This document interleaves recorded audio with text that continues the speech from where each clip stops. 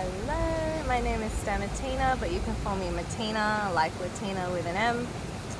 And I had another musing from a diary entry that I was journaling about. So I'm going to share one of my diary entries with you, which is just about, this issue of having scattered energy or a monkey brain, especially as a neurodivergent person. So I'm officially diagnosed as ADHD, but I 1,000% believe that I'm ADHD, so I'm autistic and ADHD. And, it was kind of a bittersweet revelation when I finally had my, I'm not going to call it diagnosis. What is it? What's that word? When they tell you that you have ADHD, right? Because I realized that I had been born with certain traits that I couldn't necessarily control, or were beyond my control, or so I thought, specifically as it related to my scattered brain, and my scattered energy being everything everywhere all at once. But what I realized is that because I'm an extension of God, extension of Source, God also is neurodivergent, just in the same way as God is also neurotypical, because God is everything. And because my energy is everything everywhere all at once, or so it seems majority of the time, that is also how God, Source energy, works. When you think of, let's say, Source energy, this frequency of unconditional love and light that then expanded out into infinite timelines, dimensions, and realities to experience itself. Let's call it the Big Bang, even though, I'm not sure if that's exactly it, but let's just say that. Then that means that God is everything everywhere all at once, just like my scattered brain and energy. So, in a sense, I am just a manifestation of God in this way. So it makes sense that I'm thinking about this and that and this and a multitude of things at the same time. And that, of course, naturally, I want to be this and that thing at the same time as well. Even though in this physical reality, it seems impossible. But where we come from, the spiritual world, the energetic world, the infinite world, that is our true nature. We already are everywhere, everything all at once. And that is also because, according to quantum physics, that we do have infinite versions of ourselves and infinite parallel realities. So potentially we are actually connecting to those infinite parallel realities of us, and that's why I feel so strongly that I am already a world-renowned artist, a creative, or singer, or actor, or whatever it is, because yes, in other realities that is the case. And so my physical self is just playing catch-up to that. And so in the same way, our physical brain is trying to play catch-up to our infinite energy. And that's why, if you truly know somebody who has neurodivergence in your life, you'll probably ask yourself, how the hell do they have this much energy? They're just like bouncing off the walls, like they barely need any sleep, they have so many creative ideas. If only they knew how to contain it. And so what I realized moving to Bali, specifically getting out into seeing nature all the time, seeing green all the time, and being surrounded by nature all the time, and not all these, monotonous buildings, these four corners, these four walls, these fake structures, these superficial, artificial structures, as opposed to structures that are actually made of real materials, like bamboo, wood, whatever it is, and constantly being surrounded by nature. I realized that my mind, even without meditation, even without trying, the conscious act of trying to be and sit still. I haven't been doing that really. I've just been going out into nature, dancing, singing, writing. This is shut up. Finally. Not completely. I'm about maybe like, I can garner about 50% presence, which is 50% more presence that I had back in Sydney. So I realized that we do not have a neurodivergence, or specifically an energy attention problem. We have people in our proximity problem. Because unfortunately what I realize, and especially as an empath, and if you're an empath you will heavily relate, especially as a people pleaser, that I would say a recovered people pleaser. Well, this is a real test, right? Once I start to get out into the Balinese community here and make friends again, am I truly a fully recovered and healed people pleaser? I like to think so now. But back in Sydney, I was surrounded by family who I felt an obligation to constantly overpour from my cup and give more of my energy than I was receiving. And I realized because of that, this monkey brain was just overactive and just wouldn't shut up. I was depleted of energy. I had nothing more to give. So I had to move here literally to save my life, to save my life force energy. And it finally came back. And now that I have it back, I don't need to put in loop earplugs underneath my noise cancelling headphones while playing music, while taking all these concentration vitamins like ginkgo or whatever else, while doing XYZ. Although of course that would, boost me even more to be able to focus and concentrate. But even right now, having this free flow stream of consciousness in nature to be able to speak to you, and so quickly and so effortlessly, I would not be able to do in Sydney. Even if I went on a hike to the Blue Mountains by myself and I was away from everyone that I knew and there wasn't anyone around, I would not be able to sit my phone down, record and free flow speak, let alone think, because this was so blocked by the energy around me, unfortunately. So I truly believe that, and it's true what they say, right? You are the 5 people that you surround yourself with. So if the people that you surround yourself with are people who either consciously or unconsciously look to you as a guiding light and source of peace, of calm, of whatever it may be, inspiration, so long as you're even just living with them, coexisting with them, you are going to be drained of your life force energy and your focus and your concentration, and it's just a domino effect for everything else.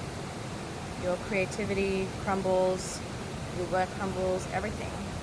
And so it is so important on so many different levels to be so ruthless about who you surround yourself with. And that is why, even while being here in Bali, the majority of people might think, oh, okay, as soon as he lands, or as soon as I land, I want to make as many friends as possible, I want to get out there, but I've been doing the opposite of that.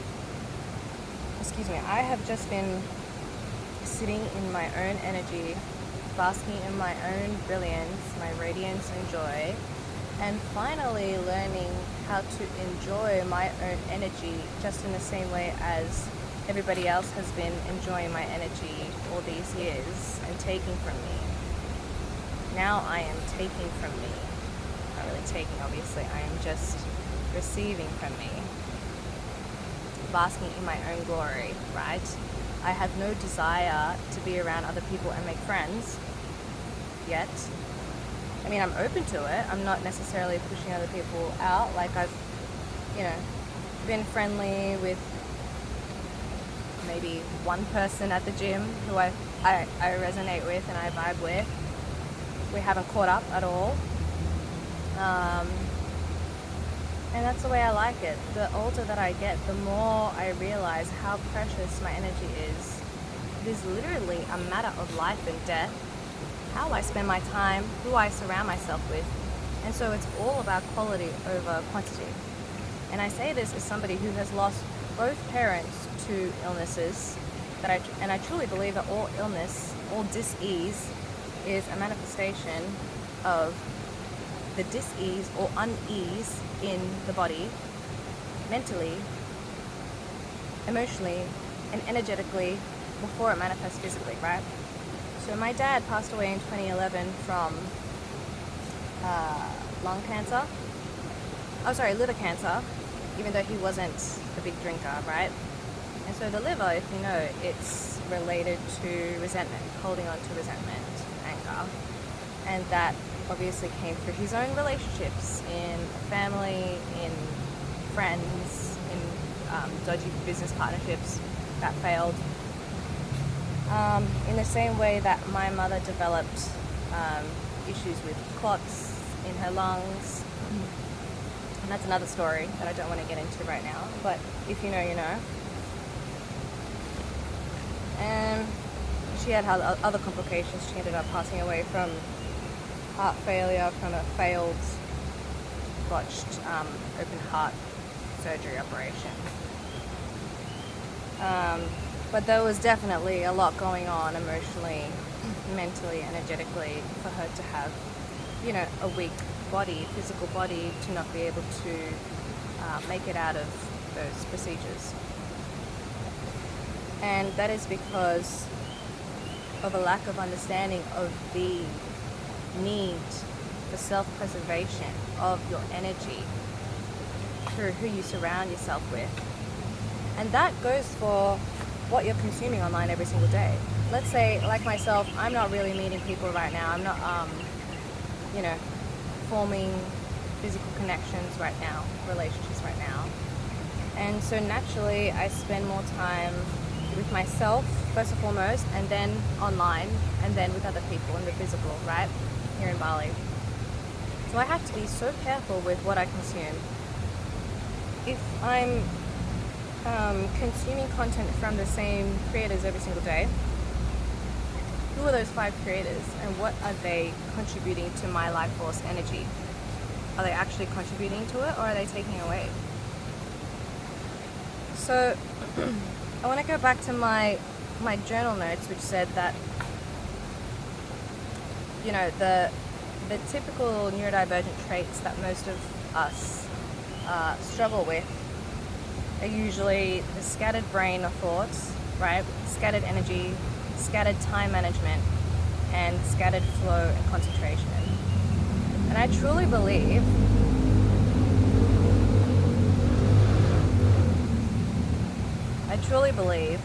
that these are simply a defense mechanism of the ego so that we can't be still. Because if and when we're still, others may pick up on what we're thinking, or we may become vulnerable as prey to the hunters, i.e. those we see in power, or those we see who want to take our energy, want to take something from us. So it's easier for us to self-sabotage through these ways of being disorganized, or having procrastination on our dreams, on our goals, on our visions, because God forbid that we're still, like now, out in nature. Potentially being still means being vulnerable, means needing to be vulnerable, like I'm being vulnerable with you right now. And so for the majority of people, they see being vulnerable as a threat, right? Because who's going to understand us?